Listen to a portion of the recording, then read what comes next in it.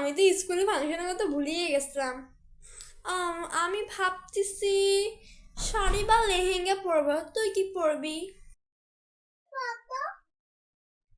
আমাকে শাড়ি বা লেহেঙ্গা পরলে কি ভালো লাগে?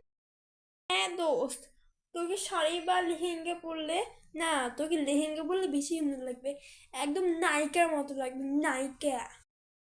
কি দোস্ত, তাহলে আমি লেহেঙ্গা পরবো। আচ্ছা, হ্যাঁ দোস্ত, তুই লেহেঙ্গা পরিস।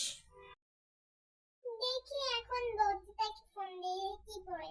আরে লতিকা, কালকে যে স্কুলে ফাংশন আছে মানে কি পরবি? আমি ভাবছি শাড়ি বা লেহেঙ্গা পরবো। ওই ফাংশনে আমি ভাবছিলাম শাড়ি বা লেহেঙ্গা পরবো। তুই যেহেতু লেহেঙ্গা পরতেছিস, আচ্ছা আমিও পরবো লেহেঙ্গা।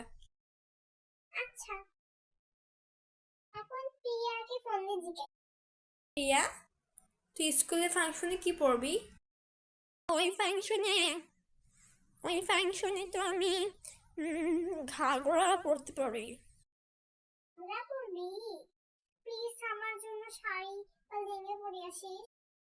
আচ্ছা আমি একটা লেহেঙ্গা পরি ওসব। আচ্ছা, স্কুলের ফাংশনের দিন প্রিয়া, দেখ আমি শাড়ি লেহেঙ্গা পরে আসি গেছি। তোরা সবাই কুর্তি পরছিস? তুই লেহেঙ্গা পরছিস কেন? গ্রুপে না মেসেজ দিছিল লেহেঙ্গা না পরতে, তারপর তুই লেহেঙ্গা পরে আসছিস?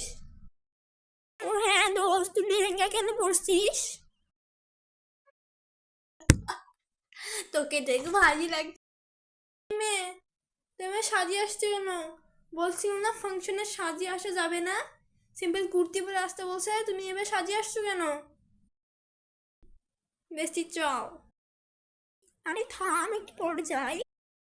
যাবি নাকি আমি ছামচিকে নিয়ে আচ্ছা আমি যাচ্ছি।